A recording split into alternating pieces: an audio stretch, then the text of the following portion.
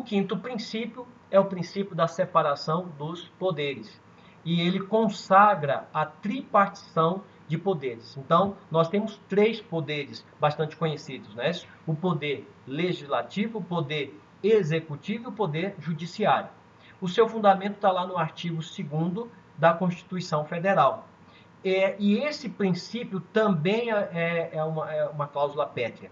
Ele também tem a proteção do artigo 60, parágrafo 4º, no inciso 3º. Ou seja, ele não pode ser modificado por emenda constitucional.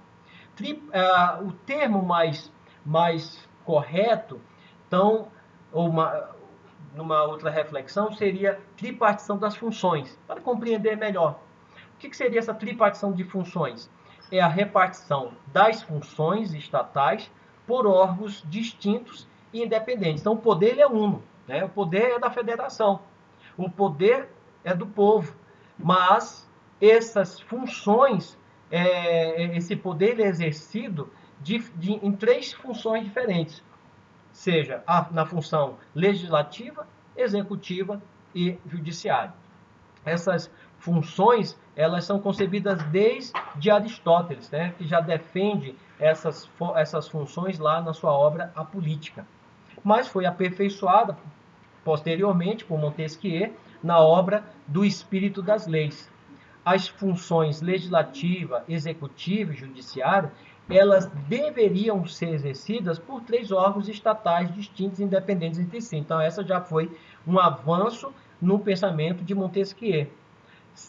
Um outro ponto que é importante destacar dentro desse princípio de separação dos poderes é que nessa perspectiva de Montesquieu nós temos um sistema de freios e contrapesos, ou seja, um poder ele vai servir de limitação ao outro poder.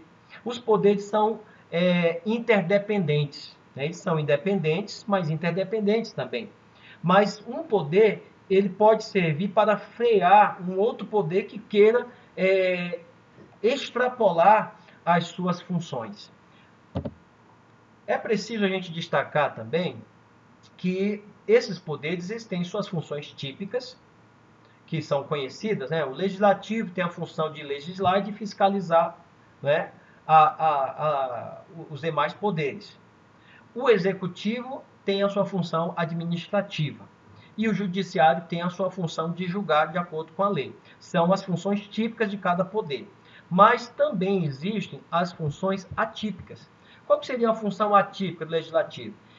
Por exemplo, quando o legislativo ele exerce a função de administrar as pessoas e bem pela sua autonomia. Então, é uma função atípica. Quando o legislativo ele exerce a função de julgar, nos casos do artigo 52, inciso 1 e 2, ele tem poder para julgar certas autoridades por crime de responsabilidade, por exemplo, o presidente da República. Já o poder executivo, sua função típica é administrar, mas também ele tem na sua função atípica a função de legislar. Em que situação? Na situação que a Constituição, lá no artigo 62 e 84, inciso 36, o presidente pode propor medidas provisórias, né? Ele pode legislar através de medidas provisórias, ou de leis delegadas lá do artigo 68, ou de decretos anônimos lá do artigo 84, inciso 6. Então, essas são formas de exercício de função atípica do executivo. O judiciário também, aqui no exemplo, na sua função típica é julgar, mas ele pode, por exemplo, julgar recursos administrativos, que seriam situações ali do poder executivo. Ele tem também a função de administrar pessoas e bens, certo? E aqui nós temos, então, também a função de legislar, quando ele pode elaborar os seus regimentos. Então, como você percebe aí, os poderes têm suas funções típicas, mas podem exercer, em determinadas exceções, funções atípicas. Por fim, pessoal, nós gostaríamos de falar sobre fundamentos do Estado brasileiro. Veja que o artigo 1º, ele fala de fundamentos. E é importante, então, a gente ver aqui, para não confundir, e é muito, principalmente em provas de concurso, acaba se elaborando algumas questões para confundir os candidatos, confundir fundamento com objetivos, com princípios regentes. Então, você precisa atentar muito para esse detalhe. Os fundamentos estão no artigo 1º. Os fundamentos no artigo 1º diz: a República Federativa do Brasil, formada pela união indissolúvel dos estados, municípios do Distrito Federal, constitui-se em Estado democrático de direito e tem quais os fundamentos? A soberania, a cidadania, a dignidade da pessoa humana, os valores social do trabalho e da, deixa eu tirar aqui a câmera, né? E da livre iniciativa e o pluralismo político. Então, esses são fundamentos, são bases da República Federativa, certo? Sua soberania, a cidadania, a dignidade da pessoa humana, os valores sociais do trabalho, a livre iniciativa, pluralismo político, são fundamentos. Agora, objetivos estão no artigo 3º.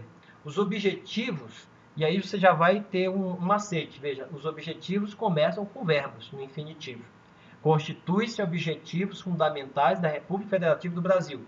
Construir uma sociedade livre, justa e solidária. Garantir o desenvolvimento nacional. Erradicar a pobreza e a marginalização e reduzir as desigualdades sociais e regionais. Promover o bem de todos e sem preconceitos de origem, raça, sexo, cor, idade e quaisquer outras formas de discriminação. Então, veja uma diferença. Os fundamentos você tem ali, vamos dizer assim, substantivos. Aqui você tem todos os objetivos começando por verbos. E os princípios regentes, quais são? Os princípios regentes estão no artigo 4º. O artigo 4º diz: a República Federativa do Brasil rege-se. O que rege essa república? Nas suas relações internacionais, pelos seguintes princípios. Então, os princípios regentes, eles são voltados para regular as relações internacionais do Brasil. Quais são os princípios? Independência nacional, prevalência dos direitos humanos, autodeterminação dos povos, não intervenção, igualdade entre os estados, defesa da paz, solução pacífica dos conflitos, repúdio ao terrorismo e ao racismo, cooperação entre os povos para o progresso da humanidade e concessão de asilo político. Então, note, se você não fazer confusão, né? É você tentar compreender que trata-se de princípio regente quando o tópico fala de uma situação que rege a relação do Brasil com outros estados, né, nacionais. Os objetivos começam por verbos, no infinitivo. São macetes que eu estou te dando, certo? E os fundamentos estão relacionados à nossa forma de governo, ok? Então, esses são os fundamentos do Estado brasileiro.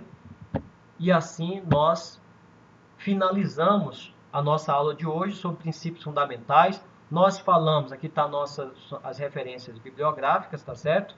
Nós falamos sobre o constitucionalismo, o neoconstitucionalismo, como uma forma de interpretar, uma nova interpretação da Constituição, a supremacia da norma constitucional, com a expansão de sua obrigatoriedade, né, uma expansão legislativa, certo? Uma expansão de jurisdição, aliás, a expansão de jurisdição da Constituição, uma nova interpretação, uma nova hermenêutica da interpretação. Então, a Constituição hoje ela ocupa um espaço, né? Ela ocupa um outro patamar de interpretação de obrigatoriedade sobre as demais leis. Ela é a lei realmente fundamental de todo o país.